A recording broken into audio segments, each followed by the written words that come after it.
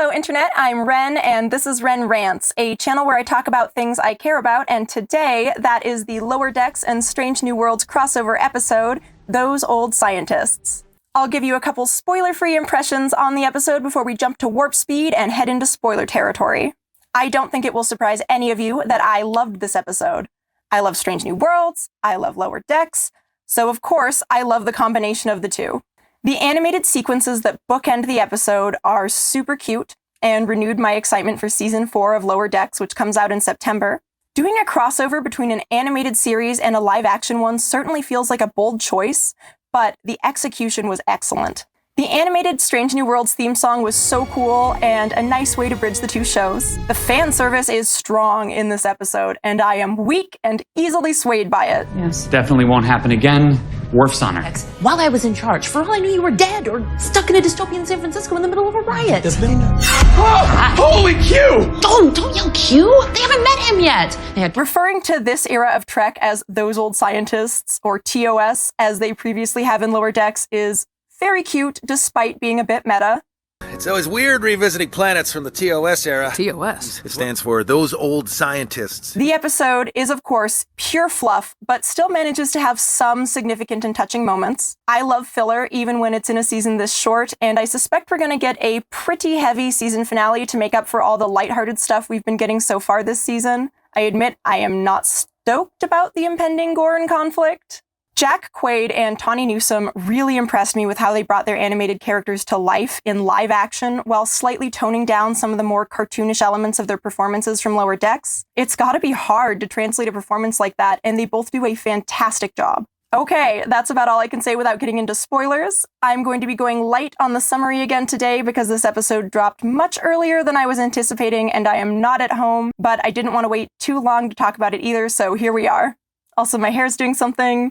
I don't know what it is. It's not great. I'm sorry. There will be spoilers for Lower Decks as well as Strange New Worlds so far in this video, but without further ado, let's get into it. The episode starts with an animated intro featuring the Cerritos crew, who are tasked with taking readings of the Krolmouth B portal. Boimler is excited because they get to stand where the crew of the Enterprise under Captain Pike stood. Come on, we're gonna be standing in the same spot as Uhura. That doesn't get you a little excited? Mariner is in charge of the mission and is pretending she isn't also excited about it. Yep, job of a lifetime. But you think portals are boring. Why would they choose you? Probably because Ransom knew it would bum me out. Tendi tells Boimler the portal was originally discovered by Orions. The portal was actually discovered by Orions? Oh, Tendi. The Enterprise actually found it.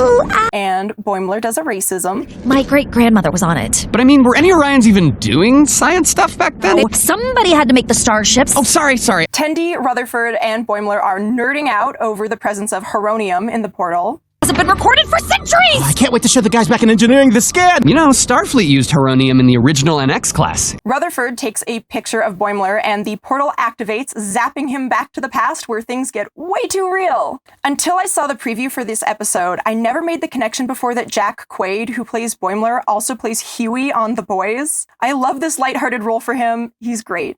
You guys look very realistic. Boimler is face-to-face with Spock, Una, and La'an, and faints. Una and Pike examine Boimler's communicator. Not just a badge, it's also a communicator. You just press right here. But flipping it open's the best part. Boimler wakes up in sickbay and immediately recognizes Captain Pike. Hi, I'm Captain Christopher Pike. He tries poorly to hide that he's from the future. Yes, 5 digits. Totally normal date to be living in. But the crew has already figured it out. We already know you're from the future, so no need to do whatever it was you're trying to do. Okay, thank God. Boimler's weird around Una. La'an warns him not to mess with anything while he's in their time. No interfering with past events. Got it? 2, no sharing knowledge of the future. She's also clearly still sad about alternate Kirk. Most important, don't make any attachments. I'm actually not familiar with that one. It's advice from personal experience. Boimler meets Uhura and makes it awkward. Are you Uhura? Yes? I'm sorry, my friend Mariner would be freaking out right now. Okay, that's very weird. He's also fanboying so hard over Spock, but he's freaked out when Spock laughs. You just laughed? The Enterprise makes contact with an Orion ship. We're sure that's an Orion ship. Oh, that's totally an Orion ship. On, better prepare a full torpedo spread in case. Boimler tries to convince the crew that they are scientists and not pirates. What if I happen to know. Careful. That's a peaceful vessel, sir. Unfortunately, they take the portal and disappear. The Orions have beamed up the portal. Nurse Chapel and Ortegas mess with Boimler. Okay, are you guys both messing with me? What's happening? Yeah. Hey, what's the future like? Do you have jetpacks or what? He manages to accidentally reveal that Pike's birthday is a Starfleet holiday by his time. Is that something you're doing for Captain Pike's birthday? It's his birthday on Friday? How do you know his birthday? Well, I mean, in the future, his birthday's a holiday. Crap! Chapel and Ortegas decide to plan a surprise party for Pike. Throw Pike a party. I like it. Good idea. Boimler finds Spock with feelings to be deeply unsettling. He asks Chapel about it, and accidentally reveals that Spock won't always be like this, All I know is where I come from, he is legendary for never smiling, laughing. which makes Chapel visibly upset. Boimler is, really bad at time travel protocols. Boimler wants to help and tells them that he can track the Orions. But, what if I could use it and you guys just, don't look? And they can just not look while he does it. Boimler also tells them not to harm the Orion ship and accidentally unexist Tendi, since her great-grandmother is on that ship. Please, sir, one of my friends back home is an Orion. And you're doing it anyway. She's a junior science officer in Starfleet, and her great-grandmother's on the Devar. He also really tries to butter up Captain Pike. Diplomacy is one of your many, many strengths. That and patience, forgiveness, benevolence, really great hair. It does seem to work, though. They hail the Orions and strike a deal to trade a grain you might recognize from the original series in exchange for the portal. You're carrying an extraordinary amount of triticale grain, Captain. Quadro triticale is the only Earth grain that will grow on Sherman's planet.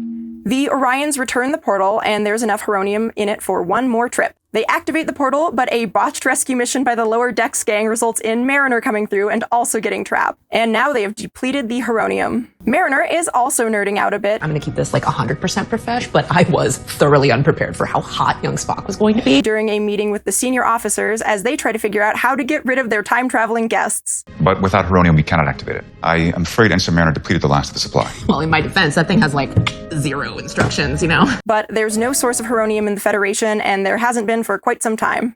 And there's no other source of heronium anywhere in the quadrant. None. And there hasn't been for over 100 years. Mariner lies about her linguistic skills to get a chance to hang out with Uhura while she translates the writing on the portal. But, I have linguistics experience. Maybe I could help her. How much more damage could you do at this point? So go for it. Linguistics experience? Really? No, but it's Uhura. Don't ruin this for me. I will end your life. And she talks Boimler's way into helping Spock attempt to synthesize the heronium. And Boimler should work with Spock because he took an elective in material synthesis at the Academy. They're both unnerved by Spock's smile, and Boimler wants to get back home. I guess he's tired of the golden age of exploration. I thought that being here would be perfect, but now I just don't want to get stuck here.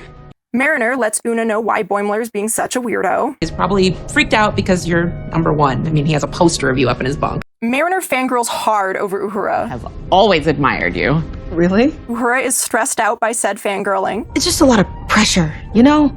Mariner gets Uhura to take a break. Section 48 Alpha-7. Officers must take meal breaks at regular intervals. You know Starfleet codes? Of course. I mean, there's a whole bunch of them that let you slack off a ton, so yeah, come on. Ortegas helps Uhura figure out the symbols. I've seen these. Guy tried to trade me a Domjot set. What's Domjot? It's this billiards game that Nausicaans are terrible at, yet love to bet on. Play Domjot, human. Nausicaans. Erica, you're brilliant! This is true. Unfortunately, they just say this is a time portal in an ancient Nausicaan dialect. Wait, you couldn't crack it? No, she could, thank you. Problem is, all it said was, this is a time portal. Spock is not thrilled that Boimler has upset Nurse Chapel. But you did say something to Christine that upset her. They attempt to synthesize the heronium. We are separating fissile isotopes at high speeds. The chance of an explosion is down to a coin flip. Do you feel lucky? But it goes horribly wrong. Although not as horribly wrong as it could have. Boimler meets Pelia. You're one of those future kids. He asks her about the grain for Setlik 2, the triticale which the colony desperately needed. Did we, find more grain for the colonists there? No, that's all anyone had. It was specially made to grow in their biome. Setlik 2 also likely neighbors Setlik 3, where O'Brien was stationed during the war with the Cardassians. Pelia tells him the colonists will need to be relocated without the grain. So now we're just You're relocating them. Pelia gives Boimler the opposite of a pep talk. Find a time travel device and use it to stop yourself from messing everything up. But she also tells him how to be a hero. I mean, how can I fix everything that I screwed up? Although her advice does basically boil down to fake it till you make it. I've lived for thousands of years. Most heroes I've seen are just pretending half the time. It's not bad advice, it's just, Not exactly groundbreaking stuff. So I figured if we're gonna be stuck here anyway, might as well trade it back and give that food to people who really need it. Boimler has a wacky plan to try to get the grain back from the Orions. I want to help people now. And the shuttle has a separate communications array. But they get caught. Like, right away. Immediately. We're lucky Uhura likes to monitor local comm traffic and was able to block your signal. Pike chastises them. For a guy who seems like a rule follower, you certainly break a lot of them. And Miss Mariner, I thought you were here to save your friend, not make a situation worse. And Mariner reveals that Boimler dressed as Pike for Halloween. I don't think Boimler can handle getting thrown in the brig by a guy he dressed up as for Halloween. Oh, really? Which is so cute. I'm dying. Yeah, he had to contour the hell out of the jawline, too. It was a process, yeah. Pike tries to get out of his surprise party. I heard that you've been encouraging my crew to throw me a surprise party. Please stop doing that. He reveals that he knows what's going to happen to him. You never know how many birthdays you have left. I think I know what you're getting at, and I already know. But he has other reasons for not wanting a party. My father, we didn't get along. We never resolved things. I'd give years of my own life if we could have one more argument. Boimler shifts his perspective a little, though. I'm sorry about your dad. But I wonder, if someday you're not around anymore, how many people on this ship would wish they had another day to talk to you? They reference Archer's Enterprise again, the NX-01. I try to think how I would feel setting foot on Archer's Enterprise. Oh, the NX-01? Don't worry, Boimler would freak out about that, too. Which we learned contains heronium at the top of the episode. You know, Starfleet used heronium in the original NX class. And Boimler has an epiphany. The NX-01. Boimler tells the bridge crew about his plan. So the ships back then actually used heronium alloy in their hulls. Construction starts with a piece of the last ship to bear its name. That is so adorably sentimental. I love it. And Mariner, being secretly competent, saves the day again because she knows exactly where that piece of hull is after a trip to the Starship History Museum. Do you know where this section is located? I don't, but... Surprise! I paid attention. This guy was distracted by the grapplers. They extract the hull piece from the floor in engineering, much to Pelia's chagrin. Oh, careful with my floor. I use that. The Enterprise crew is nerding out hard. I'm a huge fan of Travis Mayweather, first pilot of the NX-01. Hoshisato was on that ship too. You know she spoke 86 languages? And realizes they're exactly as bad as Mariner and Boimler when it comes to Starfleet history. Are we sounding like them? In the transporter, Mariner drops the tidbit that Una is the poster girl for Starfleet recruitment in the future. Listen, I may have given you the wrong impression about Boimler's poster. It's for recruitment. You're the literal poster girl / woman for Starfleet. And that the poster says Ad Astra per Aspera on it. Ad Astra per Aspera. They put that on the poster? Una is touched. Your flagrant disregard for temporal protocols by telling me this is deeply troubling. But thanks all the same. Spock gives Boimler the old live long and prosper, Mr. Boimler. And Boimler handles it about as well as I would. You also live and... It's precious. They meet up with the Orions and negotiate with them for use of the portal. They explain why they need the grain back. We called you because we didn't want those Federation colonists to starve. And why they need to have use of the portal. That is a time portal, and these two are from the future, and we need the portal to get them home. Boimler and Mariner try to butter the Orions up. To a future where it's considered offensive to assume an Orion is a pirate. The Orions agree in exchange for being recognized as discovering the portal. You let us use the portal, and as far as history is concerned, Orion's discovered it. Orion scientists. That's all I've ever wanted. It's nice. Tendi and Rutherford try to come through, though, but Mariner and Boimler stop them and manage to get home. We finish out the episode in the animated Trek world, and we get a good look at Boimler's poster. And we find out that Mariner asked to be in charge of this mission. Hey, how was the mission, Mariner? Never seen you fight to get work before. Our final scene is at Pike's surprise party. They're all enjoying some real Orion booze and freaking out about being animated. M'Benga seems particularly distressed by it. What the hell is in these things? This episode was great. I love Lower Decks, and it was so fun seeing Mariner and Boimler bopping around in the Strange New Worlds era. I'm on the bridge. NCC 1701- nothing. I've always enjoyed fluffy, silly episodes like this, and after La'an's much heavier time travel adventure, it was nice to have one that was more lighthearted. The reference to the TNG episode Remember Me was so cute. Remember me! As was Boimler doing the Riker maneuver on Pike's saddle. Riker. I loved the IRL Cerritos uniforms. It was also fun seeing the reactions they had to each other's technology. It's a classic SCOM's operating system. Don't touch the buttons. And Pike's ongoing aversion to comm badges. The flipping it open's the best part. He's just a flip phone sort of guy. Boimler and Mariner were both absolute messes when it came to not polluting the timeline, though, but we're obviously not going to see any real consequences from that. The poster was super cute and such a touching moment for Una. I really liked that little detail.